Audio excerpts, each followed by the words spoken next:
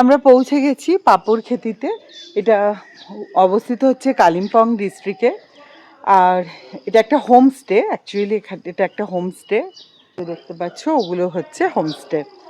আর আমি একটা জিনিস তোমাদেরকে দেখাই, সেটা হচ্ছে এই গাছটা। এটাকে দেখে মনে হচ্ছে না পুরো প্লাস্টিকের গাছ, আবার দেখো কি সুন্দর ছোট্ট ছোট্ট ফুলও এসছে এটায়।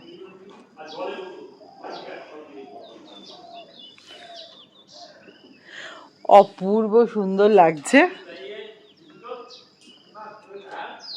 এই গাছটা আমি এখান থেকে ভাবছি এদেরকে রিকোয়েস্ট করব আমাকে একটা গাছ বিক্রি করার জন্য। যদি বিক্রি করে তো ভালো, না হলে আমাকে অন্য ওয়ে আউট খুঁজতে হবে। আমাকে দেখে বোঝা যাচ্ছে যে আমি পাহাড়ে এসেছি, বাকি কাউকে বোঝা যাচ্ছে না।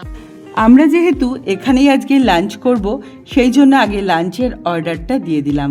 বাজে এখন বেলা 12টা মতো, কিন্তু এই সুন্দর ওয়েদার, এক কাপ লেমন টি ছাড়া চলে? বাগানে বসে বসে লেমন টি খেতে খেতে এনজয় করলাম প্রকৃতিকে।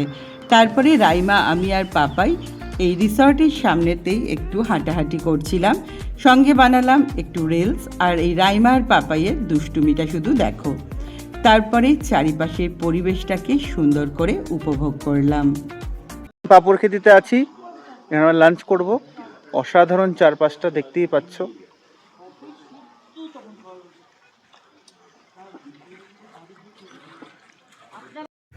যেহেতু এটা একটা হোমস্টে, তাই এখানে এসেই খাবারের অর্ডারটা আমাদের দিতে হয়েছিল, এবং যে যেরকম অর্ডার দেবে সেরকম খাবার ঘন্টাখানেকের মধ্যেই সার্ভ করা হবে।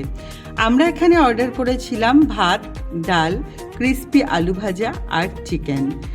এই রকম পাহাড়ি অঞ্চলে এত সুন্দর গরম গরম খাবার যে পাবো এই ঠান্ডার মধ্যে, একদমই ভাবা যায়নি।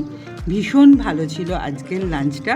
আমরা সবাই মিলে দারুণ সুন্দর করে এনজয় করলাম আজকের লাঞ্চ সেরে নিয়ে আমরা রিসর্টের চারিপাশটা একটু ঘুরে ঘুরে দেখছিলাম। রিসর্টটা তো সত্যিই খুব সুন্দর, কিন্তু এই জায়গাটা থেকে চারিপাশের পরিবেশটা দেখতে লাগছিল খুব সুন্দর। রিসর্টের একদম টপ এরিয়া হচ্ছে এই জায়গাটা। এখান থেকে চারিপাশের পাহাড়ে বেষ্টিত এই দৃশ্যটা সত্যি মন কেড়ে নিচ্ছিল। আমি নর্থ বেঙ্গলের অনেক পাহাড়ে ঘুরলেও এই পাপড়খেতিতে প্রথমবার এলাম। তোমরা যারা লাভা আসছো, তারা এই পাপড়খেতি হয়ে কিন্তু লাভায় উঠতে পারো। খুব সুন্দর লাগবে জায়গাটা, এইটুকু বলতে পারি। এরপর আমরা বাড়ির পথে রওনা হলাম। চলো তাহলে আজকের মতো টাটা।